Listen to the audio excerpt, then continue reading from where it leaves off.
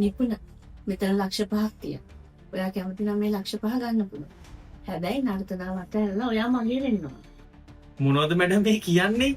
මං කවදාකවත් සල්ලි වලට මගේ ගර්ල්ෆ්‍රෙන්ඩ්ව විකුණන්නේ නැහැ. මට මේ සල්ලි එපා. නර්තන මෙතන ලක්ෂ 5ක් තියෙනවා.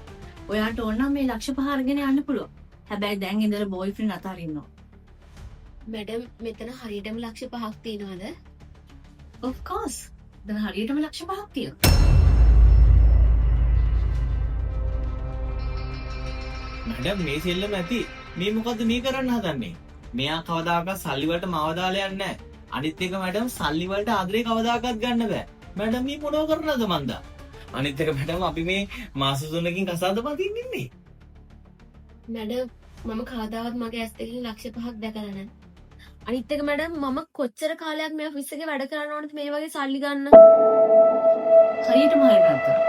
අනිත් එක ලක්ෂ 5ක් හම්බ කරන්න මේ කම්පැනි එකේ කොච්චර කාලයක් වැඩ කරන්න ඕනද? ඔයාට ගන්න තියෙන එක තීරණය ඒ තීරණේ ලක්ෂ 5ක් වටිනවා. නිපුණ ඔයාටත් නර්තනාව අතරින් ඔච්චර හිතන්න දෙයක් නැහැ. ඔයාට අයිති වෙන්නේ මම.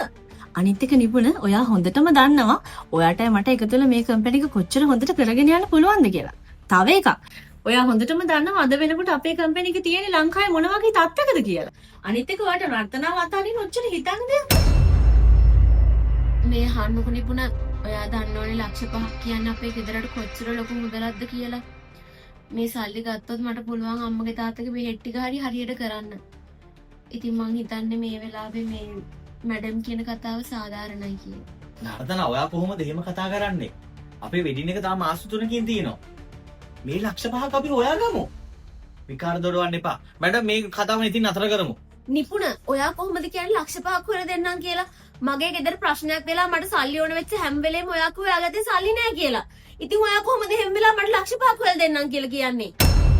නර්තන ඔයා ඔව් මම තමයි. ඔයාටයි තේරෙන්නේ නැත්තේ මේ ගන්න හදන තීරණේ ඔයාගේ ජීවිතෙත් වෙනස් වෙනවා මගේ ජීවිතෙත් වෙනස් වෙනවා. මන් දන්නේ නැහැ. ඔයා මැඩම්ගේ තීරණයට කැමති වෙන්න. මම මේ සල්ලි අරන් යනවා. දැක්කද නිපුණ? ඔයා ආදරය කරපු කෙනා නර්තනා ගත්ත තීරණේ. මං කොච්චරනම් ඔයාට රික්වෙස්ට් කරලා තියෙද මට ආදරය කරන්න කියලා. කොච්චරනම් කියලා තියෙද? අනිත් එක නිපුණ මං ඔයාට කීපාරක් නම් කියලා තියෙද නර්තනා ඔයාට අවංකව ආදරය කරන්නේ නැහැ කියලා. මං ඒක ඔප්පු කරන්න තමයි නිපුණ අද මේ වගේ දෙයක් මෙතන කරේ. නිපුණ මං දන්නවා මෙතන වෙච්ච දේවල් වලින් ඔයාගේ හිත ගොඩක් බිඳිලා ඇත්ති කියලා. ඔයාගේ හිත හැදෙනකම් මේ ඔෆිස් එකේ මගේ රූම් එකේ ඉඳලා යන්න පුළුවන්. මං එළියෙන් ඉන්නම් නිපුණ. තුමුල නමුණු කුලගිරි හිස